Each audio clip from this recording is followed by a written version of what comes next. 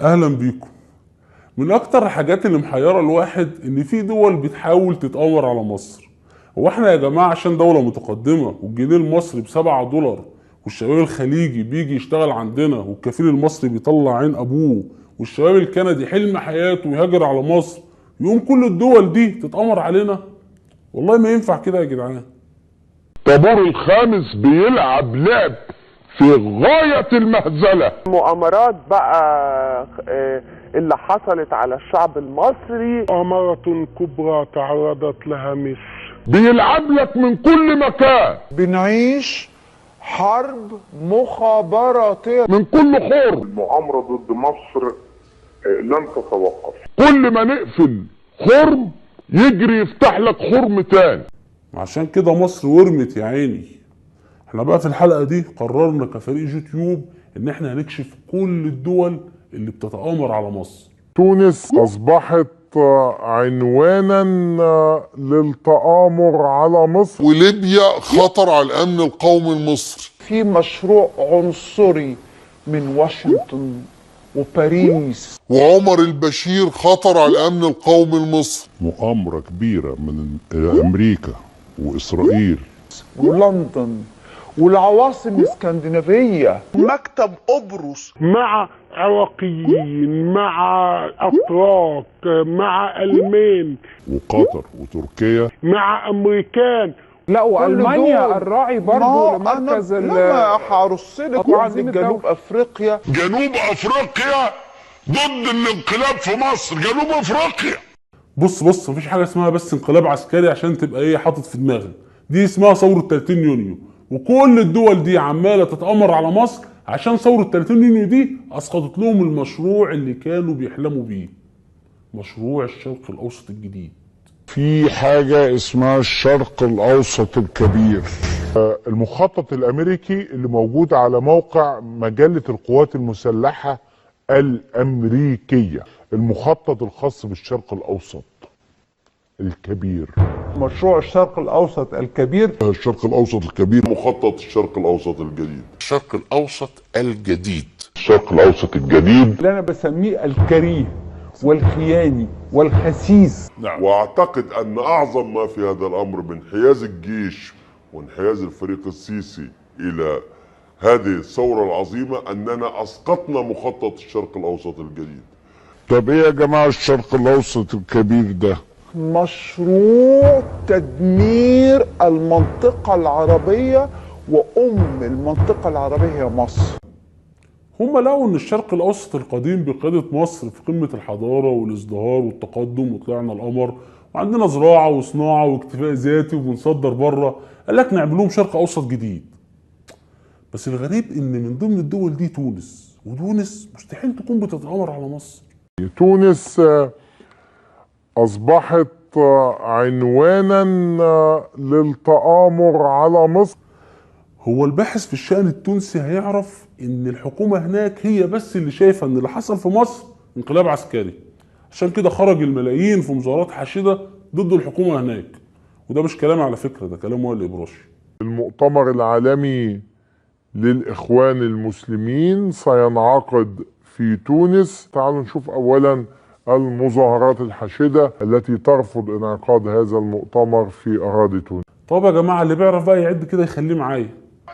ادي 1 2 3 4، ادي الخامس 6 7 8، ادي 9 10 11 12. ايه ده؟ هو الحشد عندكم بيبدأ من كام؟ يا جدعان احنا في مؤامرة وفي مؤامرة، احنا دولة عندنا سيادة، ممنوع حد يتدخل في شؤوننا، احنا لازم يكون لنا موقف مع الدول دي. الموقف العظيم لدولة الإمارات. الإمارات أيضا استدعت سفيرها في تونس احتجاجا على تدخل المنصف المرزوقي في شؤون مصر. الحمد لله ان الامارات ردت عننا، ان ردنا كان هيبقى اعنف من كده بكتير. بعدين طالما انت قلت مؤامره يبقى مش محتاجه تفكير، هي دوله واحده اللي عامله لي قلق في المنطقه دي كلها وبتقود اكبر مؤامره على مصر، قطر. مين قطر دي؟ هذه الدولة دولة لا تأتي في حجم نصف شبرة. دي بتاعة قد كده، لما الدنيا تشتي يشدوا عليها مشمع. الدويلة الصغيرة اللي هي نقطة على الخريطة. نقطة على الخريطة. قطر قزم صغير لا يتجاوز ال 34 سنتي، حتى لو أضاف لنفسه 17 سنتي أخرى. طب يا جماعة يعني دولة 37 سنتي مستحيل تعرف تعمل حاجة. النهاردة كيف يقف المسؤول القطري قدام شعبه؟ انا بهدلت مصر، انا مسحت بمصر الارض، وعملوا ايه؟ انا قلت لك النهارده المستشار بتاع الامير هقول له انا قلت لك ما يفعلوا شيء، هدول المصريين ما يفعلوا شيء، هقول له كده وهو عنده حق وتقييمه طلع صح. قطر النهارده تفت في وشنا القطريين. بص يا عمرو، انت ما قدامكش غير حل من الاتنين، يا اما قطر دولة كبيرة وعاملة مؤامرة، يا اما قطر دولة صغيرة وملاش لازمة.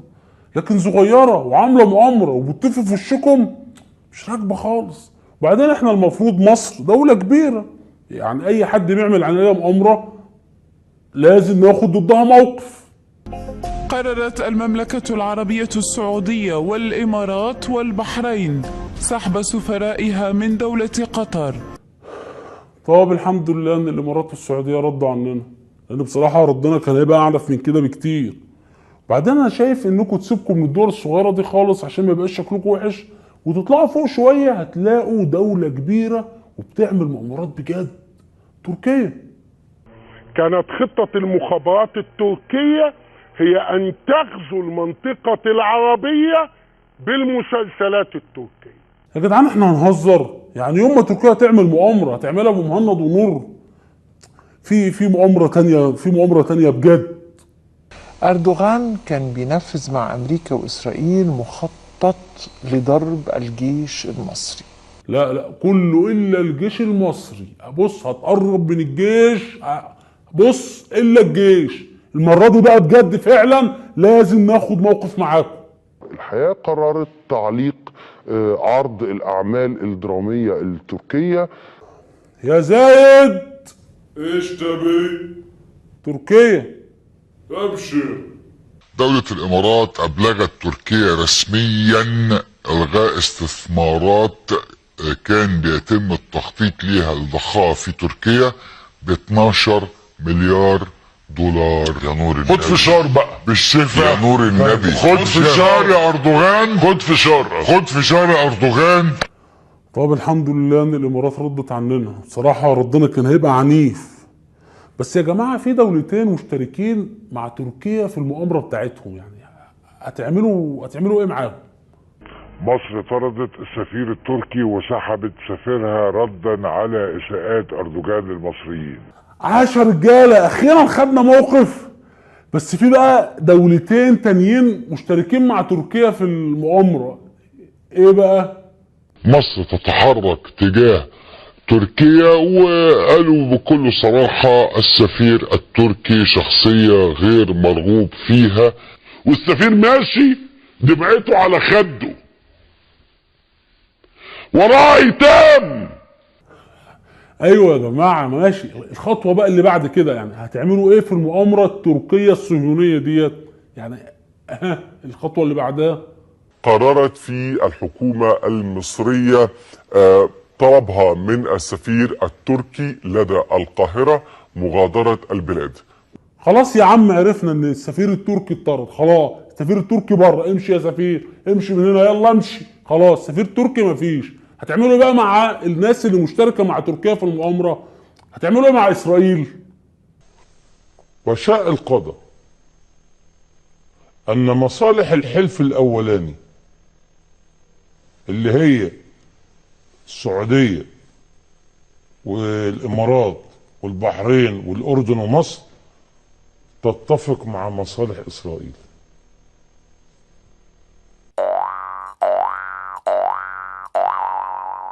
مش حقيقي. اسرائيل دي طول عمرها عدو، عمر مصالحنا ما اتفقت مع اسرائيل ابدا، عمرنا ما صدقنا اسرائيل. وانا بصدق الاعلام الاسرائيلي. ايوه بصدقه، لما بيقول حاجه انا بصدقه. معلش انا اسف.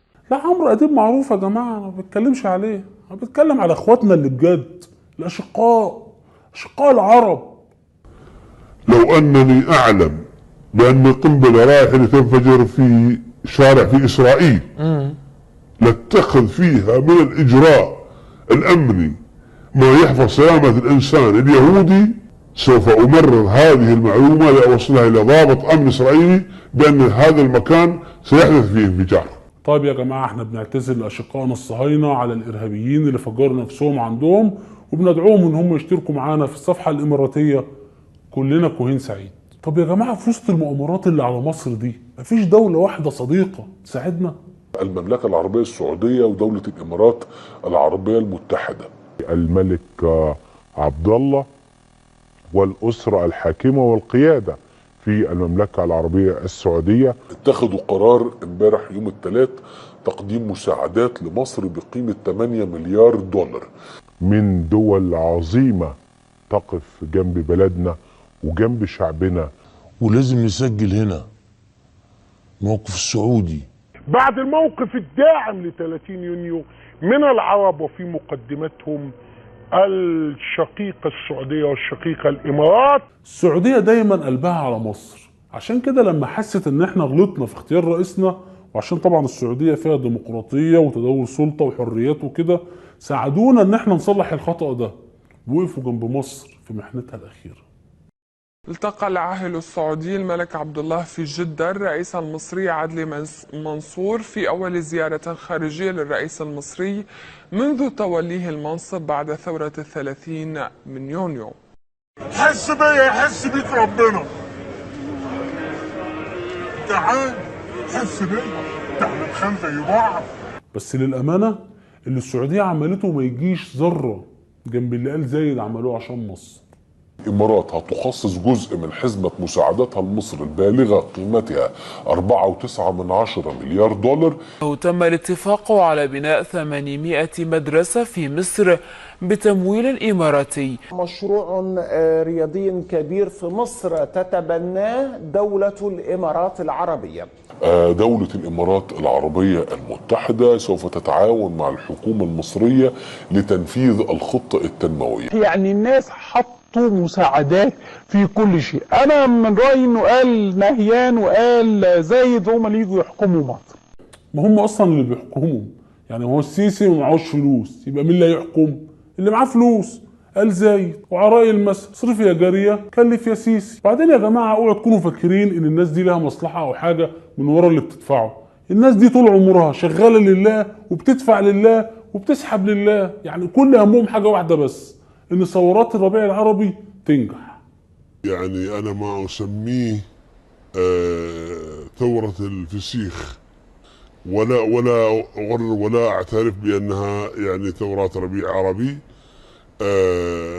وسترون ان شاء الله، يعني ما اتمنى لكن سترون التوقع هذا يعني في مدى عامين سيترون ان فعلا، وهي بوادرها ظهرت اليوم، يعني هذه الثورات لم يجني منها الناس ثمارا على الاطلاق. حد سأل نفسه ليه قال زايد وقال سعود ضد ثورات الربيع العربي وبيدفعوا مليارات من فلوس شعوبهم عشان يفشلوها؟ الخبراء الاستراتيجيين اختلفوا في الموضوع ده. في منهم رأي بيقول لك ان بعد الثورة المواطن المصري اللي هو زي حالتي مثلا بقى بيروح بكل فشخرة لحد صندوق الانتخاب يختار اللي على مزاجه يمثله وعرض اللي على مزاجي. قال سعود وقال زايد قال لك يختار اللي على مزاجه، يا سنة سوخة. بس بالسعودي طبعا المواطن بتاعنا لو شاف الثورات دي نجحت وعمل دول محترمة هيجي لحد عندنا احنا كمان ويقول لك اختار اللي يمثلني. مجنون انت والله ما يصير. او في رأي تاني بقى بيقول لك ان قال زايد وقال سعود دول ناس فيهم خير وبتوع ربنا وبيصونوا العشرة، فما هنش عليهم ان البلد تتخطف من انتمهم حسن مبارك. ضغوط عربية تتزعمها السعودية لمنع محاكمة مبارك. ضحي خلفان للأهرام: لو انهار النظام في مصر ستنهار الأنظمة في الخليج. لو انت مع ثورات الربيع العربي اعمل سبسكرايب من هنا، واعمل فولو ولايك لصفحاتنا على مواقع التواصل الاجتماعي من الروابط اللي موجودة تحت الفيديو، واتفرج على حلقاتنا اللي فاتت، ومتنساش تعمل سبسكرايب من هنا.